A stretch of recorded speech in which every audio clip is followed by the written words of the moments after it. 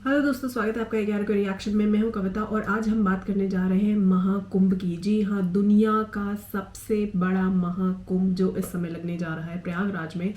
और ये सिर्फ एक आस्था का स्नान ही नहीं, आस्था के साथ साथ ये इकोनॉमी का भी कैसे केंद्र बनने वाला है और 25,000 करोड़ की इकोनॉमी किस तरह से ये इंडिया के लिए डेवलप करने वाला है, ये पूरा हम डिकोड करने वाले हैं इस वीडियो में। तो बिना किसी देरी के हुए आइए इस वीडियो को शुरू करते हैं।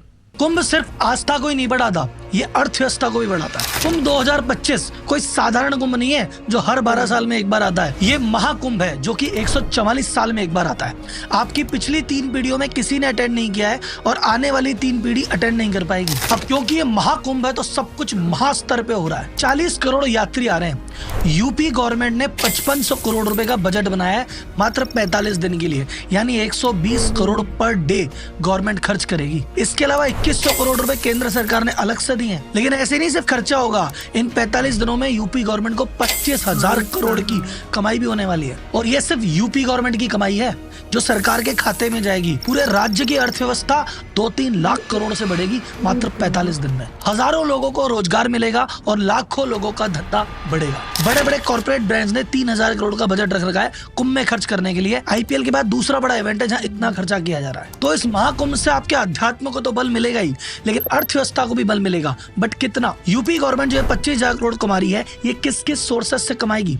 ये कॉर्पोरेट ये 3,000 करोड़ रुपए लेके बैठी है, ये कहाँ खर्च करेगी? 40 करोड़ लोगों का मैनेजमेंट 45 दिन में होने वाला है। उसके पीछे मैनेजमेंट की क्या क्या तैयारियां लग रही है, कितने लोगों को रोजगार मिल रहा है और कैसे कैसे, और पूरी अर्थव्यवस्था को कैसे बल मिलेगा, सारी बातें बताएगा आपका राहुल। तो भाई साहब, अगर आप मैनेजमेंट के स्टूडेंट हो या मैनेजमेंट को सीखना चाहते हो तो इस वीडियो को जरूर देखना। ये कुंभ कितने बड़े स्तर पे ऑर्गेनाइज किया जा रहा है, इसमें क्या क्या डिटेल्स है, जानना है तो ये वीडियो अंत तक देखना, मजा आ जाएगा साहब। तो कुंभ में डुबकी लगा के पुण्य उठाने से पहले कुंभ की वार्ता सुन के थोड़ा सा पुण्य कमाओ। तो पहले तो कुंभ को समझिए। कुंभ होते हैं 3 तरह के। अर्ध कुंभ 6 साल में एक बार, पूर्ण कुंभ होता है 12 साल में एक बार, और होता है महाकुंभ 144 साल में एक बार। तो अब की बार का ये महाकुंभ हो रहा है 13 जनवरी से लेके 25 फरवरी तक। तो भाई साहब, अपने परिवार के साथ अगर आप इसको मानते हैं जरूर जाना, क्योंकि ये मौका आने वाली 3 पीढ़ियों को नसीब नहीं होगा। अब इसमें कमाई कितनी होगी, खर्चा कितना होगा, जानने से पहले देखते हैं वहां पे व्यवस्था कैसी है। महाकुंभ में किस तरह का मैनेजमेंट हो रहा है, किस तरह की तैयारी हो रही है, इसको समझने के लिए 2 फोटो दिखाता हूँ। एक तो ये फोटो देखिए, ये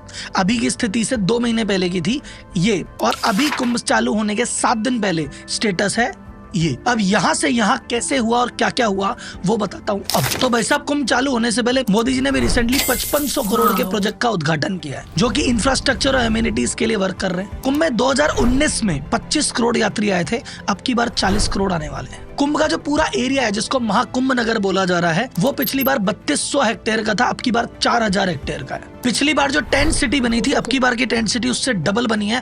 टोटल 1,60,000 टेंट लगे। जो पक्के घाट पिछली बार 4 थे, अब की बार पक्के घाट 9 बना दिए। पिछले बार जो पेंटून ब्रिज बनाए गए थे वो 22 बनाए गए थे, अब की बार 30 पेंटून ब्रिज है। पिछले बार 300 किलोमीटर की टेम्पररी रोड बनाई थी, अब की बार 400 किलोमीटर की टेम्पररी रोड बनाई है। पिछले बार 40,000 स्ट्रीट लाइट थी, अब की बार 67,000 स्ट्रीट लाइट लगाई गई है। बिजली की कोई दिक्कत ना हो उसके लिए उत्तर प्रदेश पावर कॉर्पोरेशन ने 2 पावर सबस्टेशन और 66 नए ट्रांसफार्मर लगाए। बिजली की कमी नहीं होगी। यूपी जल निगम ने 1250 किलोमीटर की पाइपलाइन बिछाई है, जिसमें 85 वाटर बूथ है और 200 वाटर एटीएम है। टोटल 1.5 लाख टॉयलेट बनाए गए हैं और 10,000 सफाई कर्मी वहाँ 24 घंटे तैनात रहे। पिछली बार जो कुंभ गया था वहाँ पे आपने देखा होगा जो वॉल पेंटिंग्स और म्यूरल्स वगैरह है वो 17 लाख स्क्वायर फुट में बनी थी, अब की बार 18 लाख स्क्वायर फुट एरिया में वॉल पेंटिंग्स और म्यूरल्स बनाए गए हैं। यात्रियों की सुविधा के लिए आने जाने के लिए 7,000 रोडवेज की बस लगाई गई है और 550 शटल बस लगाई गई है सर्विस के लिए। 7 बस स्टेशन बनाए गए हैं इन बसों के आने जाने के लिए। रेल मिनिस्टर अश्विनी वैष्णव जी ने कहा टोटल 13,000 कुंभ के लिए ट्रेनें चलेगी और 3,000 तो स्पेशल ट्रेनें जो सिर्फ कुंभ के लिए चलाई गई है, और 1.5 से 2 करोड़ यात्री कुंभ में ट्रेन के थ्रू आएंगे। इतनी बड़ी महा मैनेजमेंट, महाव्यवस्था कैसे हो रही है? क्योंकि साहब वहां पे जितने भी अधिकारी लगे हुए हैं, अफसर लगे हुए हैं, वो इसको काम मान के नहीं कर रहे। वो बोल रहे हैं कि भाई साहब हमें टीए की टेंशन नहीं है, डीए की टेंशन नहीं है, ओवर टाइम की टेंशन नहीं है, छुट्टी की टेंशन नहीं है।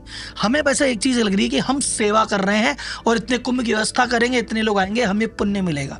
तो जो भारत में आस्था है उसके चक्कर में इतना बड़ा काम हो रहा है। 8,000 जो नाविक है वहां पे, उनको एंगर मैनेजमेंट की ट्रेनिंग दी है कि भैया गुस्सा मत करना, यात्रियों से ढंग से बात करना।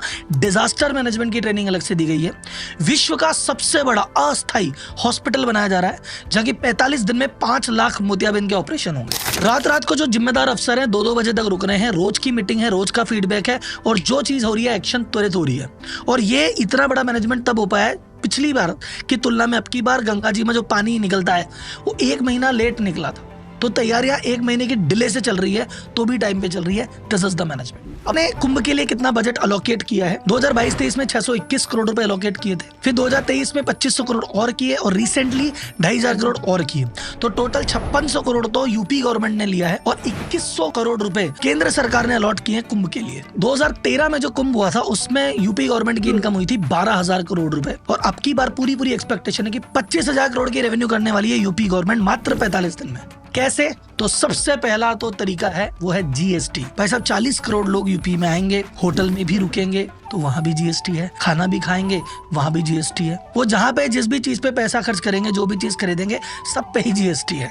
तो गवर्नमेंट की इस दौरान 45 दिन में विशेष कमाई होगी जीएसटी से। सेकंड, जो लैंड है यूपी गवर्नमेंट की वो लीज पे जाएगी, रेंट पे जाएगी। जो बड़ी बड़ी कंपनीज है वहां पे वो अपनी स्टॉल्स के लिए रेंट लेगी, होर्डिंग्स रेंट पे लिए जाएंगे, टेंट रेंट पे लिए जाएंगे, सर्विसेज के पैसे, जो स्ट्रेट ट्रांसपोर्ट की बसें लगेगी उसकी इनकम, जो पार्किंग फीस आएगी वो इनकम, सैनिटेशन मेंटेनेंस की फीस जो बाकी कलेक्ट करेंगे वो इनकम, लाइसेंसिंग, जितने वहां पे वेंडर दुकानें डालेंगे उनको वेंडर परमिट, खाने पीने की चीजों लगेगी फूड लाइसेंस, ये भी कमाई है। लास्ट में एक होता है स्पिल इफेक्ट कि बंदा कोई विदेशों से आएगा, कोई देश के कोने कोने से आएगा तो बोले यार इतनी मेहनत करके आए, सब परिवार आए, सिर्फ कुंभ में क्या करना, चलो बगल में राम मंदिर है अयोध्या भी चले आते हैं, चलो इधर तो आए थे काशी भी चलते हैं, चलो यार एक काम करें मथुरा वृंदावन भी हुआ है। तो यूपी के जो बाकी टूरिस्ट स्पॉट है वहां पे भी फुटफॉल बढ़ेगा और ये जो जीएसटी और ये जो सारी इनकम मैंने गिनाई ये वहां से भी आएगी। तो ओवरऑल गवर्नमेंट को 25,000 करोड़ का सीधा रेवेन्यू मिलेगा। और ये जो ट्रांजैक्शंस हो रहे हैं पूरी इकोनॉमी में, इससे 2 से 3 लाख करोड़ रुपए की जीडीपी ऊपर जाएगी। ये तो हुई गवर्नमेंट की कमाई। अब देखते हैं कि भाई साहब बाकी सेक्टर में किस किस की कमाई होगी। तो सबसे बड़े कुछ सेक्टर्स के नाम लेता हूं जिनको कुंभ का विशेष फायदा मिलने वाला है। पहला तो भाई साहब होटल,